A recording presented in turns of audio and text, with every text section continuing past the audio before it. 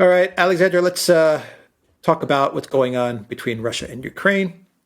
And this also is connected to a lot of the energy stuff. I was reading an article about a day or two ago where I believe it wasn't Zelensky, but I believe his energy minister making comments how they want guarantees from Russia that the pipeline's going to continue to work for 15 years, not just 2024, but another 10 years plus.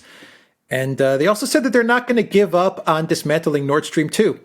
Meanwhile, the U.S. is providing all kinds of arms to Ukraine. And we did a video on Turkey. Turkey's giving them drones as well. And it looked like we may be heading towards some conflict, but maybe things have died down. But I feel like we are in some sort of drift towards a war. There was also a decree a couple of weeks ago, I believe, by Putin, where it was a decree with the Donbass, where he made a statement like, the Donbass will come under, will self-rule or will come under Russian supervision, I believe. And it was in retaliation for the lack of implementation of the Minsk Accords as well. I'll find the decree as you jump into the video and read out maybe some of what Putin said. But anyway, a lot of developments in and around the Ukraine, whether you're looking at a war, a conflict, energy, Nord Stream 2, pick your spots that you want to talk about. First of all, let's talk about war, because, of course, you're absolutely right. This is an unsustainable situation. I think we are drifting towards a war, but it looks as if, we have to be very careful what we say, because the situation can change from one day to the next. But it looks as if the war has been called off this winter, just as it was called off in the spring. And I'm going to make a prediction. By the way, I'm going to start this program by saying that we're going to have a lot of these situations of stop-go where the war is concerned. Talk of war, things heating up, everything looks ready to go to war. The administration in Washington steps in to call it off for all kinds of reasons. And this will continue for a while. And then eventually things will begin to break down. The ability of Washington to restrain the situation will end, or maybe more hardline people in Washington will take over.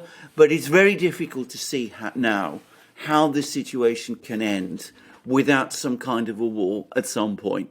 That's the first thing to say. But let's just go back and talk about what's happened. Because it's not been entirely clear, but things have begun to all the pieces are starting to fall into place about what has happened over the summer and autumn. Firstly, if you remember, at the start of this year, Zelensky moved all his troops to the ceasefire line. There was this big face-off. It looked as if the Ukrainians were about to launch an attack. The Russians responded with a counter-mobilization, and the Ukrainians backed off after Biden picked up the telephone, spoke to Putin. The two agreed to defuse the situation, and there was a summit meeting in Geneva in June. So that was what happened in the spring and early summer. There was a the situation was de-escalated.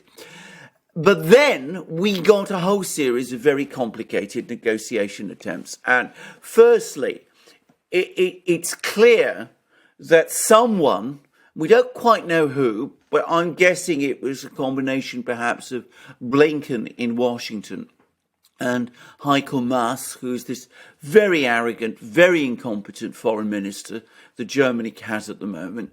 They tried to get a negotiation going between Ukraine and Russia, cutting out the representatives of the Donbass in an effort to try to get the Russians to accept that they were a party to the conflict, which, of course, the Russians were never going to do. And the Russians became increasingly angry about these attempts. There was a telephone call between Putin and Merkel and Macron, in which Merkel and Macron tried to pressure Putin into agreeing a summit meeting with Zelensky, with the Germans and the French present, when the Russians realized that this is another attempt by the Western powers, the Germans and the French, to set up direct negotiations between them and Ukraine. The Russians said, enough's enough, we're not prepared to do that.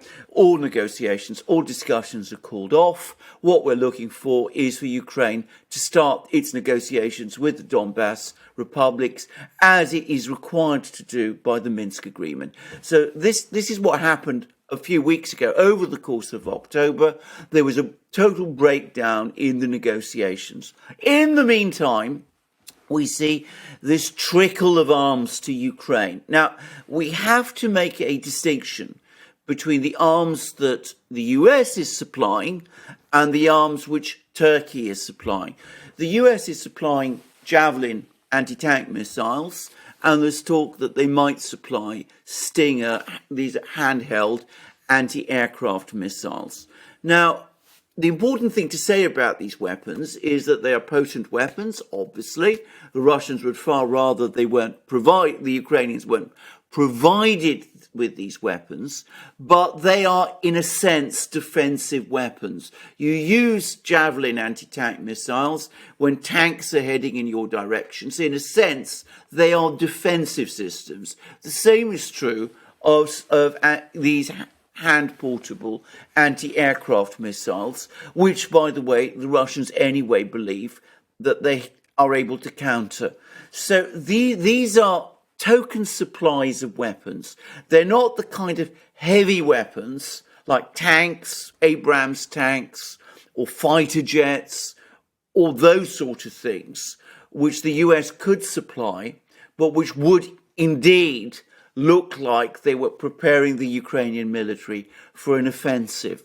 The Turkish supplies are much different and much more dangerous, because the drones that the Turks have supplied are precisely offensive weapons.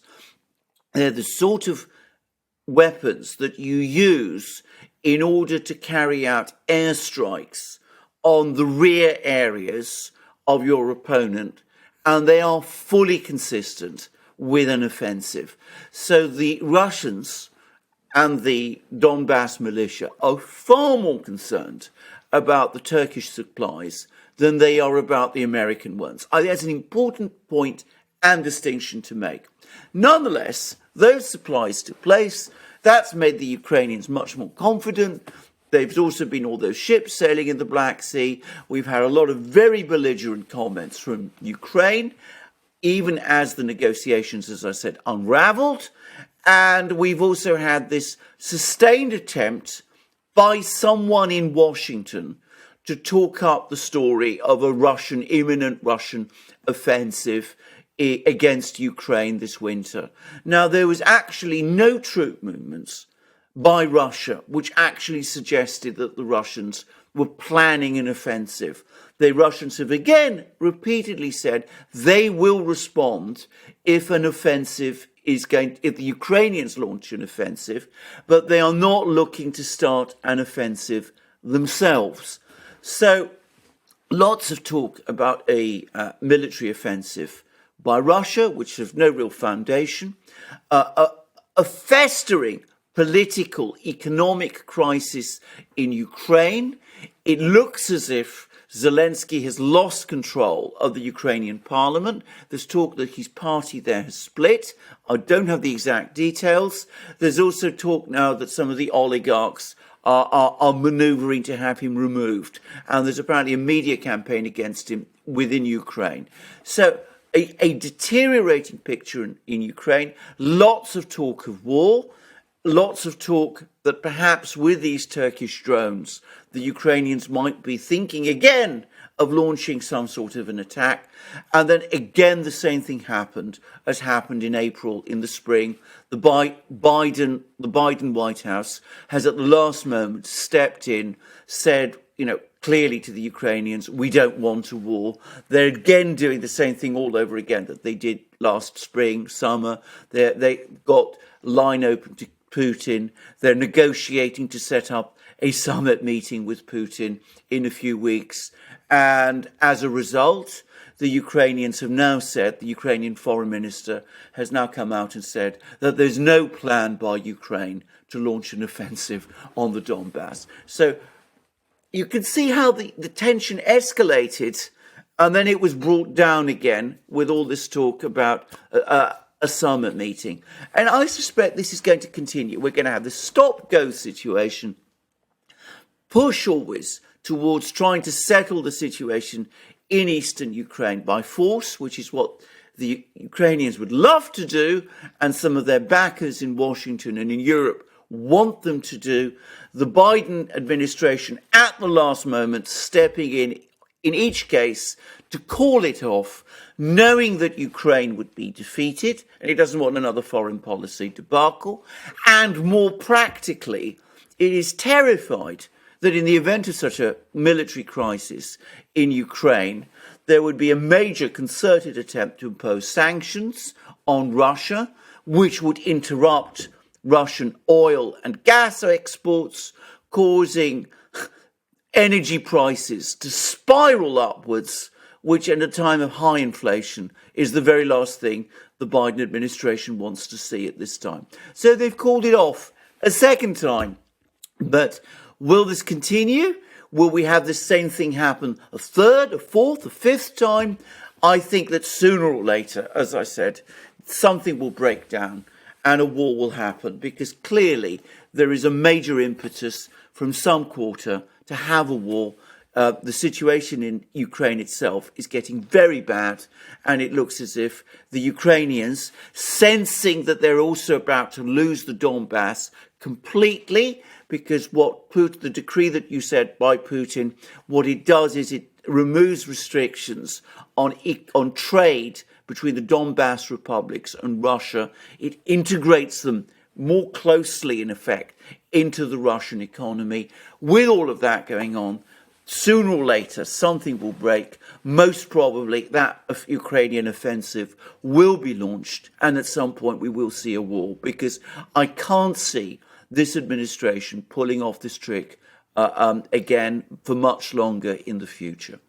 Yeah, the decree, I have it right here in front of me, supporting the population of Donbass region, not under Kiev's control, as purely humanitarian response to Ukraine's refusal to honor the Minsk Accords. Russia's authorized representative in the contact group on settling the situation in eastern Ukraine, Boris Gryzlov, said. So yeah, it is a response to the breakdown with the Minsk Accords, and yes. That's the point. Each side is making incremental steps in preparation for that slip up, which is, yes, to me sounds almost inevitable unless, yes, everyone completely pulls back, ratchets down the rhetoric, and follows the Minsk Accords. I mean, that's the way out of this, is Absolutely. To follow the Minsk Accords. But you know, we've had the Minsk Accords now for 5-6 years, and Absolutely. No one's going to follow them. No. That's for sure. Ukraine is dead set on not following them. The U.S. is not pressuring Ukraine to follow them, nor is the EU. So, you know, we're at a stalemate, and they continue to try and bait Russia into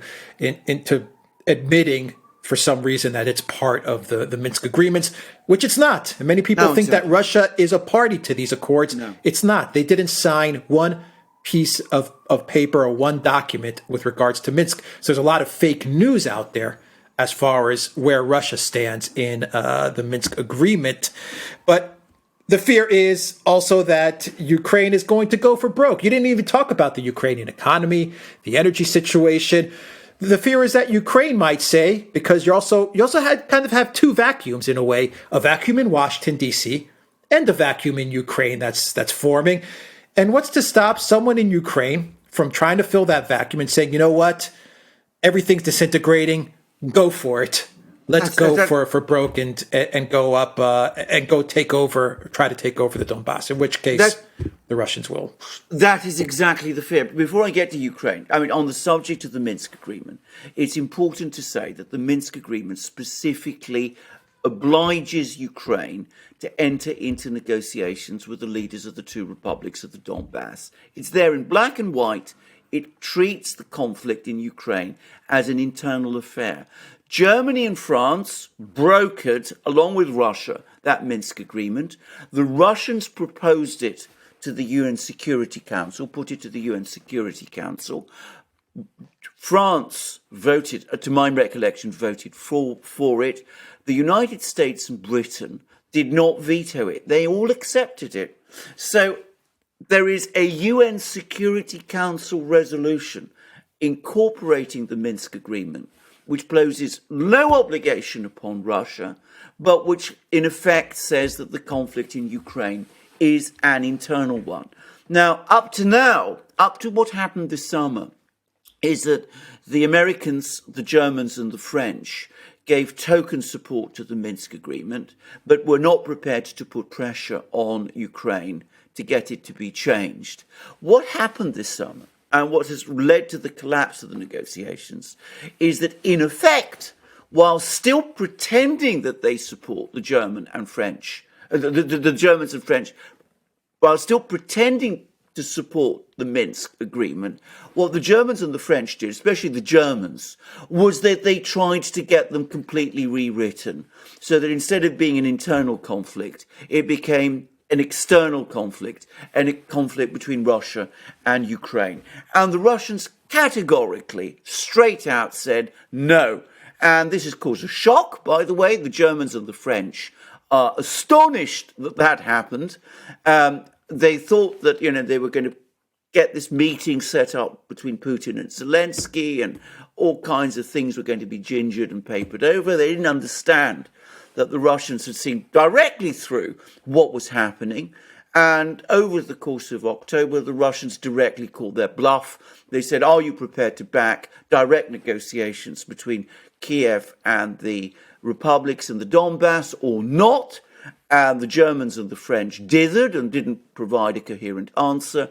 And at that point, the Russians said, look, you're clearly not serious about this. We're calling the negotiations off. We resume again only when the Minsk agreements, as originally written, as confirmed in a Security Council resolution, are once again the basis upon which the pathway to a resolution of this conflict is going to be followed. So that was what happened. Now, turning to the economic situation, the political situation in Ukraine, you are absolutely right. There's a power vacuum in Washington, and you see various hardliners and more sort of realistic people in Washington maneuvering. So you have the sort of stop-go type situation. You have people like General Lloyd Austin going to Ukraine, say, oh, of course, one day Ukraine will be part of NATO. You see Blinken talking about how, United States stands rock solid behind Ukraine. And then you get the other people who say, my gosh, what are you doing? We can't have a war at this time. That would be an absolute debacle for us. Ukraine would lose. Energy prices would go through the roof. And do you understand what you're doing? Anyway, there are those tensions. The neocons and the sort of quasi-realists. That is an ongoing, endless argument that is taking place in Washington. But it's matched by a political crisis in Ukraine, because there's now universal contempt within Ukraine for Zelensky himself. He's not trusted by any party. He repudiated his election promises to seek peace in eastern Ukraine, to protect the rights of Russian speakers, to improve relations with Russia. He went to the opposite extreme. And at the same time, the economic situation is going there from bad to worse. And of course, the Ukrainians remain deeply concerned about Nord Stream 2, because of course, its certification has been delayed. But the latest information from the German regulator is that the German regulator is still looking to complete the certification process by January. So this delay that people were worrying about, it's, as I said, for the moment, it looks like a technical delay. So Nord Stream 2 probably comes online sometime in the summer. Ukraine's position as a transit state then becomes unsustainable.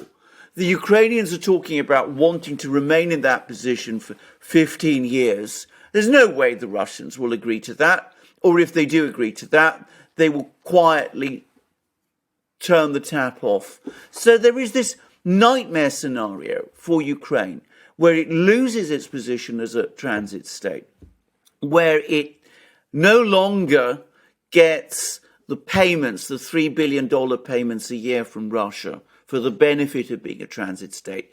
More importantly, it can't siphon off gas from this pipeline to keep Ukrainian homes and industries heated, because that's what Ukraine has been doing. That's what reverse flow, as it's called, is really all about. So Ukraine is in a deep crisis. Its president, as I said, is universally held in contempt. The political system is breaking down. The secretary of Russia's Security Council, a person called Patrushev, says that it looks like that there could even be a complete, total breakdown in Ukraine this winter. And it's entirely possible that at some point someone in the Ukrainian political system, and more importantly in its military and security forces, is going to say, this is such a disaster. Let's go for broke. Let's start this war. Let's hope that over the course of a war, the West will rally behind us. And if it doesn't, and if we lose, well, at least we will go down gloriously. We will go down fighting. And we'll be able to say to our people and to future generations, well, it wasn't that we messed up totally in Ukraine, it was that the Russians invaded and destroyed us. So, you can so easily see that sort of thinking in Ukraine. And of course, it points very much towards war, because even if the governments in Washington and Berlin were united in wanting Ukraine to pursue peace, the political situation within Ukraine itself is becoming so unstable that those voices of restraint from Washington and Berlin might eventually cease to be heeded anymore. Or if they're heeded by some people, if, say, Zelensky says, right, I'm calling the offensive off, it could very well be that the hardliners in Ukraine's National Security and Defense Council will simply ignore him and will launch an offensive anyway, or maybe even carry out a coup. We can't say, but it's difficult to see how this can end in any other way than that.